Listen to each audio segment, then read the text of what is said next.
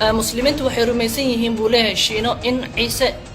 maalinka qiyaama asaga la xukumi doono markaas wuxuu leeyahay arrintaas waa been muslimiintu waxay yiraahdaan haduu ma aakhiro marka la yimaado islaantiisa la xukumaya oo waxa la weydiinayaa adiga iyo hooyada maryama miidinka tiraahdan ilaahay ii noqda taas waa been mala awal inta sheegay waxaan leenahay shiino ceeb bay ku tahay waxaan leenahay shiino wax baro intaad muxuu ahaa meel la soo fadhiisan inaad shay radisid marka shay radinaysid ulahaw aqoon baan ku leenahay shiino waxaan ku haynaa taariikhda baan ku haynaa rag agtare baa ka hadlay rag taariikhda barta baa ka hadlay laakiin shiino wuxuunan fahmin maalinta saddexaadna waa la sarkicin doonaa markaas aad u calaamad markaas yaa hadlay ciise masiix naftiisa ayaa iska sheegay laakiin shiino wuxuu noo sheegay arrin lagu qoslo waa prophecy wax si sheegid asaga uu leeyahay waa la gacan gelin doonaa waa la dili doonaa laakiin maalinta saddexaad laakiin buuggiis waxa uu cadeynaa in ilaah ayna geeri qaban una dhiman la dini karinna بالدين مورر أو شخصية تأثير مع عندي فلتتقهقر ما تذكر ليس بعذر يقبل في يوم المحشر muslimiintu waxay rumaysan yihiin buu leeyahay shiino in ciise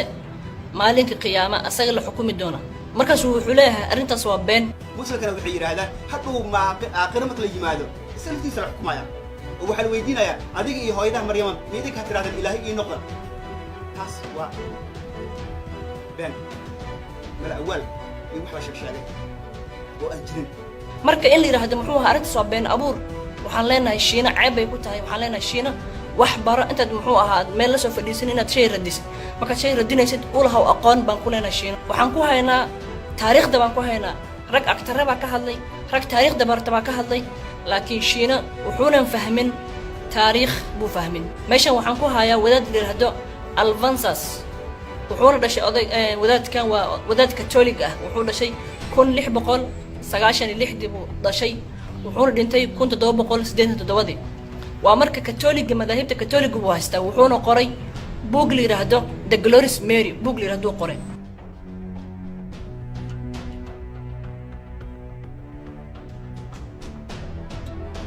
wuxuuna ku leeyahay buuggaas oo qoray Maryam waxa qayb laga sii buu leeyahay boqortooyada ilaah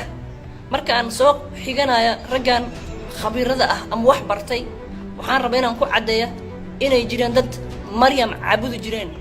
oo laga heli jiray xataa jasiiratul arab laga heli jiray wuxuu leeyahay marka odayga la muxuu ahaa Alvansas oo qoray buug la yiraahdo The Glorious Mary wuxuu leeyahay Maryam waxa la siiyay boqortooyada ilaah qayb baa laga siiyay waxayna xukuntaa qaybta naxariista bay xukuntaa qaybta naxariista bay xukuntaa wiilkeedan oo Ciise calayhi salaam wuxuu xukumaa qaybta cadaaladda waxa kale uu buuga uu ku leeyahay Maryam la'aanteed badbaado ma jirto Maryam la'aanteed badbaado ma jirto marka ninkan taariikhyahanka ah oo la yiraahdo asagana George Sale wuxuu leeyahay rumaysadkan ah in Maryam ay tahay ilaah waxa rumaysanay buu leeyahay dad ku guda jiray ama ka soo qayb galay Council of Nicaea dad ka soo qayb galay baa aaminsanaa waxayna aaminsanaayeen in ay jiraan laba ilaah kuwaas oo ka gaar ah ama ka duwan ilaaha aabaha wuxuuna leeyahay waxay ahaayeen labadaas ilaah Maryam iyo Ciise calayhi salaam wuxuuna leeyahay marka qormada naga muxuu ahaa ku saabsan yahay mawduucan wuxuu yahay marka wuxuu ku leeyahay George Sale buuggiisa wuxuu ku leeyahay kaga warrama arrintaas malahan ama muxuu ahaa rumaysadkan wuxuu leeyahay waxa lagu radiyay wuxuu leeyahay quraanka waxaana lagu sheegay wuxuu leeyahay inuu yahay rumaysad nacasnimo rumaysadkan ah inay Maryam tahay ilaah waxa lagu radiyay quraanka Maryamna waxa caabudi jiray koox la yiraahdo Maryamitis kuleeda ama Maryamaniyiin kuleeda baa Maryam caabudi jiray marka aan fiirina marka muxuu ahaa actorkan oo u dhashay wadanka Mareykanka kuna dhashay Asheville Ohio wuxuu ka leeyahay arrintaas actorkan waxa la yiraahdaa John Holmes wuxuuna dhashay 1944 uu dhashay wuxuuna dhintay 1988 buu dhintay wuxuu leeyahay sidatan buu leeyahay wuxuu leeyahay dadka Maryamaniyiin waxa loogu bixiyo ku leeyahay waxay caabudi jireen Maryam bay caabudi jireen ilaah aabaha ka sokow bay Maryam caabudi jireen marka arrintan ah muxuu ahaa in maryam la caabudi jiro waa arrin xaqiiq ah waxaan ku haynaa taariikhda baan ku haynaa rag agtare baa ka hadlay rag taariikhda barta baa ka hadlay marka in la yiraahdo muxuu ahaa arrintaas waa been abuur waxaan leenahay shiina ceeb bay ku tahay waxaan leenahay shiina wax bara intaad muxuu ahaa meel la soo fadhiisan inaad shay radisid markaad shay radinaysid u lahaw aqoon baan ku leenahay shiina ciise ayaa ku yidhi wiilka aadanaha ayaa dadka loo gacan geli doonaa wayna dili doonaan buuggaada akhri intaad ummadda muxuu ahaa la soo hor fadhiisanin maqashay wayna dili doonaan maalinta saddexaadna waa la sarkicin doonaa markaas aad u calaamadaya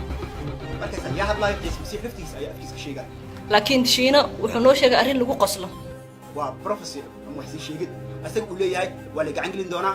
waa la dili doonaa laakiin maalinta saddexaad waa sarkici doonaa annaga waxaan aaminsanaha marka inuu noolaa ciise masiix inuu dhintay dhimashada ka sarkacay kuma ekaaneena wuu dhintay keliya waxaan aaminsanahay inuu nool yahay hadda dhimashada uu ka sarkacay dhimashadii waa hay weeday sida ayuu ku caddaynaya xataa inuu yahay ilaah inuu yahay waayo isaga ka awood geliyay dhimashada sida ku xusan baybalka timoteyoska koobaad